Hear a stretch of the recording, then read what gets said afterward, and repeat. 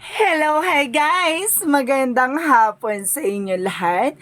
This is Shin from Masagari Channel, a faith healer, also matarder. So ngayong hapon, natatagan natin ang nagsasabi sa ng ating mga gabay. This is a monthly gabay for the month of December 2023 for the sign of Sagittarius. So, Sagi! Welcome to my channel.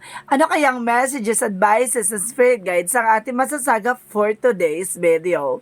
Kanina naman kayang energy or kaganapan sa buhay ng mas Sagittarius ang ating mahagilap. So guys, this reading is a reading lamang, hindi lahat makaka-resonate.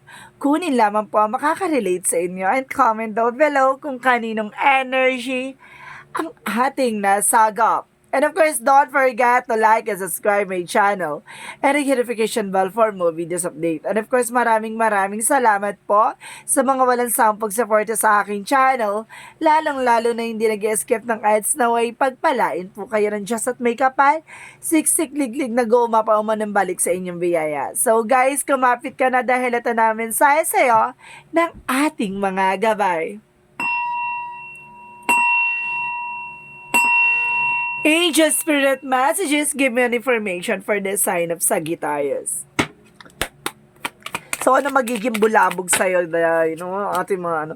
So, there's a Three of Pentacles. So, some of you, there's a teamwork or collaboration or sa trabaho mo, no? And of course, there's a Ten of Cups. There's unhappiness. So, magkakaroon ka ng kaligayahan dito. There's a teamwork talaga, no? Papalawan ko lang po ha, ang ating expression lang po yun, no?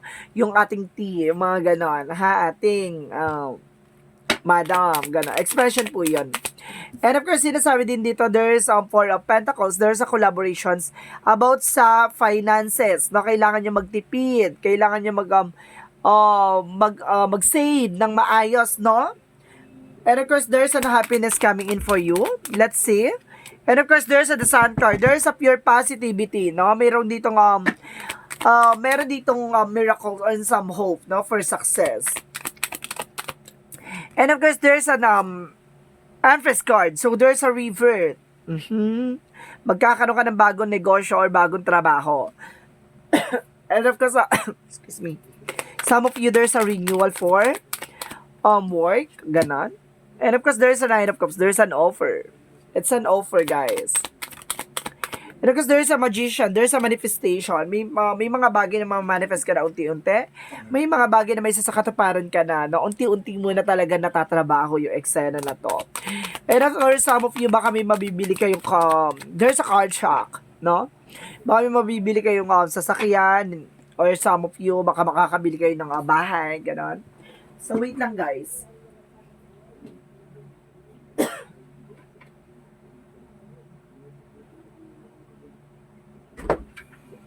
Okay. So, there's a Queen of Cups. There's an healing. So, magkakaroon ka daw ng healing dito, ha? And of course, let's see what is the Four of Pentacles. And of course, there's the World card. So, may trouble dito, guys, no? There's a trouble. And of course, there's a there's a King of Swords. So, there's a King of Swords for being wise. So, this time, kailangan maging wise ka na, no? Let's see what is the Empress card. And because there's an Eight of Pentacles. So, there's about sa trabaho, no? Magkakaroon ka talaga ng renewal. And because being dedicated about sa ginagawa mo. Diyan ka magkakaroon ng mga bagong clients and bagong, bagong eksena. So, let's see what is the Nine of Cups. And because there is a Five of Swords, so there is a fair fight, no? Kumbaga may patas na laban dito na magdadala sa ng offer, kumbaga it's an opportunity na, kumbaga para malaman mo yung mga bagay na nangyayari behind your back, kumbaga there is a self-sabotage or something sabotage dito, no? Kaya kailangan maging aware ka. Hindi lahat ng offer ay tinatanggap mo din, no? Kailangan mong i-analyze or something visualize, no? Bago ka mag-take ng actions. So let's see what is the Three of Pentacles and the Magician. And because there's a Five of Pentacles. So, see, kumbaga sinasabi sa'yo dito na mag-ingat ka, no, pag kung paano mo ima-manifest yung mga pangarap mo. Kasi tendency dito maaring pag na-over ano ka, 'di ba, na-exage ka, so may tendency na maubos yung finances, no? Kailangan gamayin mo lang. So let's see what is the Ten of Cups. And because there's a two of pentacles, so there's a balance. So ito nga yung sinasabi, no, magkaroon ka ng balanse. Kasi mamaya masobrang ka sa kaligayahan mo, 'di ba? Sobra-sobra na yung ano kung ano pinagbibili mo na, ganon. So kailangan mo mag-save, no? And there's a reward card represent a success. At the same time, there's a trouble. And of course, there's the lovers. So, ibig sabihin nito, there's a love life. Or some of you, baka makatulong to sa'yo na baka may tao kang makakasama, no? Baka itong tao na to ay nasa ibang bansa. Or some of you, ibang lahi, ganon. Or some of you guys na, kumbaga, baka makapangasawa ka ng taga ibang bansa, ganon. Let's see what is the Sun card, and of course the King of Swords. And of course there's a Ten of Swords. So there's a backstabbing, betrayal, and a painful ending. So maging wise ka na, no? Minsan ka nang binackstab, minsan ka nang tinraidor, di ba? Dapat maging wise at maging practical ka na this time. At kilala mo naman kung sino yung mga tao nag-trader sa'yo. Sila ulit yung lalapit sa'yo at susubukan ka ulit traderin. Ganon. Because there's an Ace of Swords, there's a breakthrough, no? Kumbaga magtatagumpay ka dito. So let's see what is the Knight of Cups and the Five of Swords. So there's a Page of Wands, there's a good news, no? May magandang balita daw dito. Let's see what is the outcome. So balita siya sa offer, ganon. Kumbaga, pero kailangan mong pag-isipan, ha? Ang ganda ng ganap mo dito, ang daming ganap. There's a happiness, and there's a trouble, and there's a success, pero itong success na to kailangan maging wise kasi maaring traderin ka, no, at tanggalin sa'yo lahat ng ano man ang na-invest mo, no? And of course, there's a Seven of Cups. There's a lot of opportunities. And of course, there's a lot of confusion. Baka guluhin ka, or baka sirain ka, gano'n. Kumbaga sinasabi dito, maraming taong nasa paligid mo, no? Iba-iba ang kanilang attitudes. And because there's an high priestess, there's a hidden agenda or hidden enemy. So, ibig sabihin dito, meron kang bagay na hindi pa nakikita, no? At bagay na yung kailangan mong isipin. At kailangan mong maging maingat. And of course, there's a Four of Pentacles, at Four of Cups, there's a re-evaluations. Ito yung sinasabi ko, no? Re-evaluate or analyze, no? Kailangan bago tanggapin yung isang offer, kailangan mo muna pag-isipan, no? Kung meron ba tong hidden agenda or something, ano yung magiging possibilities, no? So, let's see what is additional. For career, parang gusto kong malaman for career nito, no? For career. So, there is a Four of Swords, no? Kumbaga makinig ka raw sa intuition mo and get more information. At the same time, there's a King of Cups. There's a devoted, supportive person, no? May taong susuporta talaga sa dito with Nine of Pentacles. So, there's a slow and steady, no? Talagang konektado ang Nine of Wands and the Nine of Pentacles na, kumbaga, slow but surely, no? Kumbaga, slowly but surely. Parang mabagal man pero sigurado at makakabangon at makakaalis ka sa situation. But you need to be wise, no? Kasi hindi natin alam kung ano yung magiging eksena. And because sa power of the deck, there's a Seven of Wands. Protect your power, protect your energy. So, ang pinaka na to na, kumbaga maraming ganap sa'yo, mag-ingat ka lang kasi napapalibutan ka ng mga black toxicities, no? Kumbaga maraming tao na ayaw na umangat ka. Parang sinasabi dito, proteksyonan mo yung grounds mo. Maging maingat ka sa pagkilos at galaw kasi hindi mo sa lahat ng oras kilala yung mga tao sa paligid mo. Even kakilala mo na nga no, binibetray ka pa. So maging aware lang ha guys. So this coming December, kumbaga ayaw niya maging matagumpay ka. Maraming papasok na opportunity kaya maging aware ka kung itong opportunity na to is walang hidden agenda, no? So, let's see what is the Love Oracle card.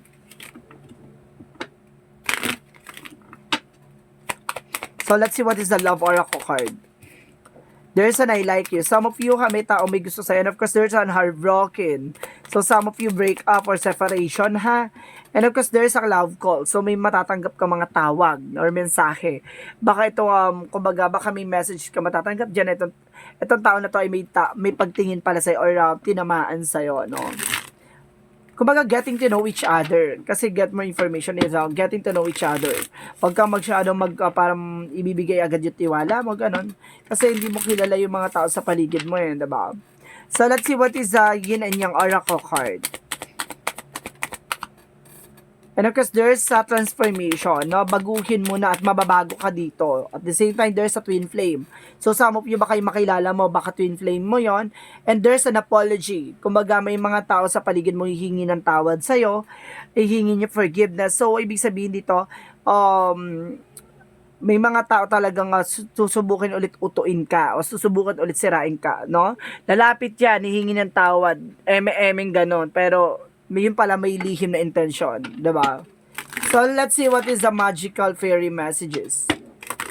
Ayun yung offer. Kaya pala there's an offer din. Apology pala yung offer. And of course, sinasabi dito, transformation, baguhin mo na. Kasi at transformation, there's an ending and a new beginning. May mga bagay na dapat ay tapusin mo na. May mga bagay na dapat magsimula ka.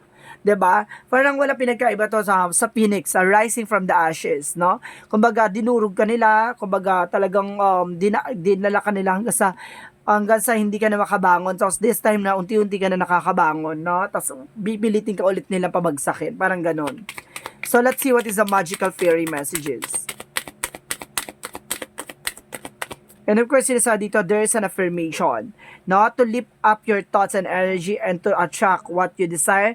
Use a positive affirmation, no? Kailangan maging positive ka sa lahat ng bagay. And of course, kailangan maging ingatan mo yung mga thoughts and of course, ang iyong mga iniisip. So, let's see what is the Moontology. What is the Moontology? Let's see what is the Moontology. So, there's, look at the bigger picture. Ayun yung titignan mo lagi, no? Yung bigger picture ng kaganapan na mangyayari, no? Tingnan mo lagi yung magiging possibilities, ganon.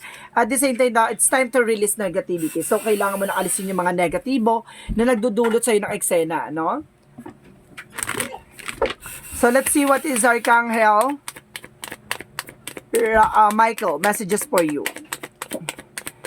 Let go of fear now. Alisin mo yung takot at pangamba mo. And your children are watched over by angels, no? Yung mga anak mo daw, baka ginagabayan daw yun ng ating mga anghel. And pay attention to your dreams, no? Kumbaga, pansinin mo yung mga napapanaginipan mo. Kapag puro masasama, hindi siya mabuti, ha? Kapag ganon at ganon. Huwag magbubukas ng kaldero, baka tumunog na naman.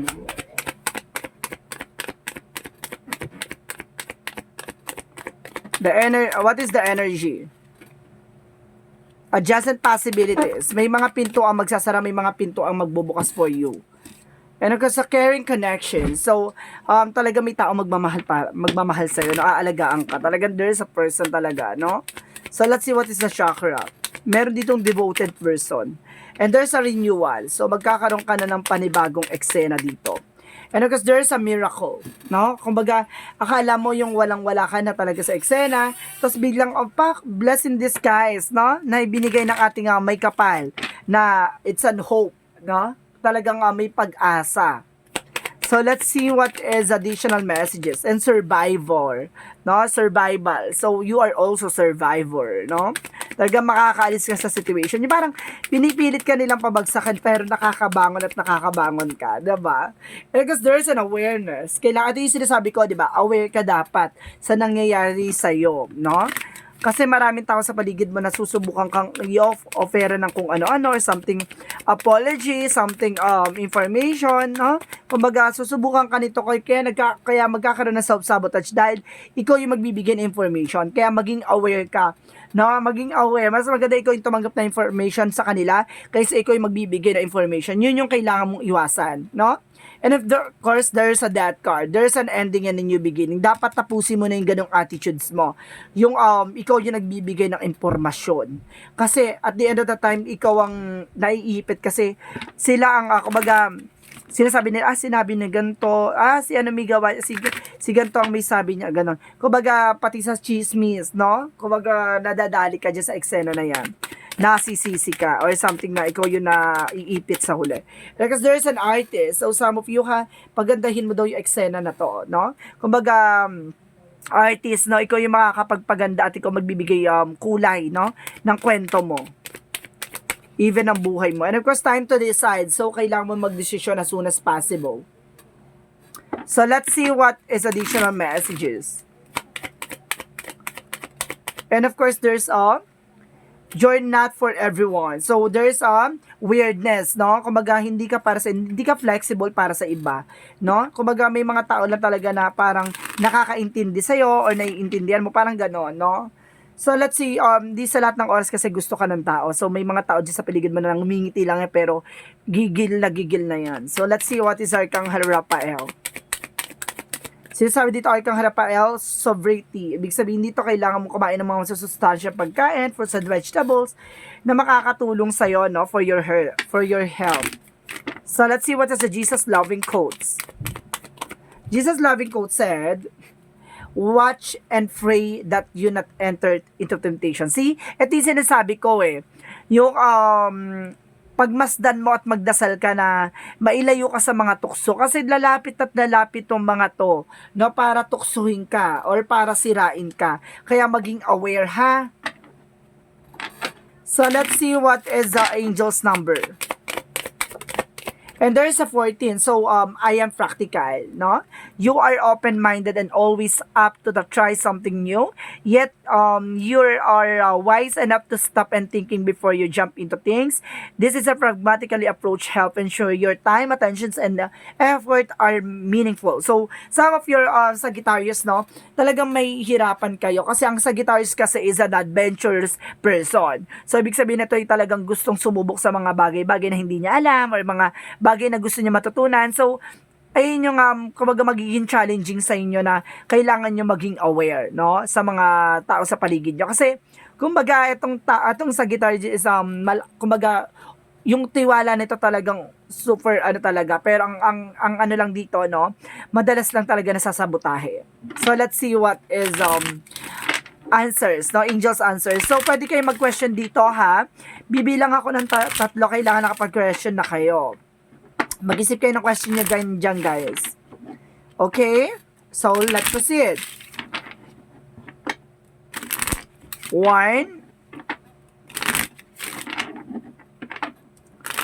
2,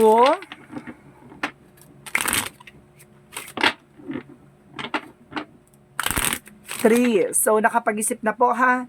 Umpisahan na natin. Angel's answer, give me an information. What is the angel's answer? Take action. So, kailangan nyo mag-take ng action dito, ha? Kailangan nyo kumilos, kailangan nyo gumalaw, kailangan nyo gawin, solusyonan, at mag-take ng action. And within the next few weeks, no? Sa mga susunod na linggo. Ngayong mga susunod na linggo. So, let's see what is the messages of life. So, let's see what is the messages of life. Unity. So, meron talagang pagkakaisa dito, no? And kasi sinasabi dito, today, I bring my attention into the present moment where I become one with my inner light. As I make this consciousness connection, I find myself centered in my heart and begin to glow with my own divinity. Union with my inner light provides me with a wise and stable base from which I can now live every day of my life. So, see? Kumbaga magkaroon ng unity, no, at magkaroon ng pagkakaisa, no, sa lahat ng eksena, yung connections, kumbaga, ganon. Kumbaga kailangan mag-pay attentions ka sa mga nangyayari sa iyo, or kaganapan sa buhay mo ngayon. Kumbaga kailangan tignan mo yung better side of your life, no. Kailangan mo i-release yung negativity. Itong mga tao na to na kailangan pag-ingatan ay is a toxic, no. Ayun yung kailangan mong i-release, na kailangan mong alisin sa buhay mo at alisin sa landasin mo na hindi makakatulong sa iyo, no. It's toxic. Na toxic talaga yan. So, let's see. Maraming salamat po for Sagittarius for your wonderful reading. This is monthly gabay for the month of December 2023 for the sign of Sagittarius. This reading is a journey lamang, hindi lahat makaka-resonate. Kunin lamang po makaka-relate sa inyo and comment down below kung kaninong energy ang ating nasagap. Maraming salamat po sa mga walang sawang pag-support sa aking channel, lalo na hindi nag-skip ng ads. Naway pagpalain po kayo ng Diyos at may kapal, siksik diglig nag-uuma po man ng balik sa inyo. Maraming salamat po and see you in the next video. Bye-bye and babush!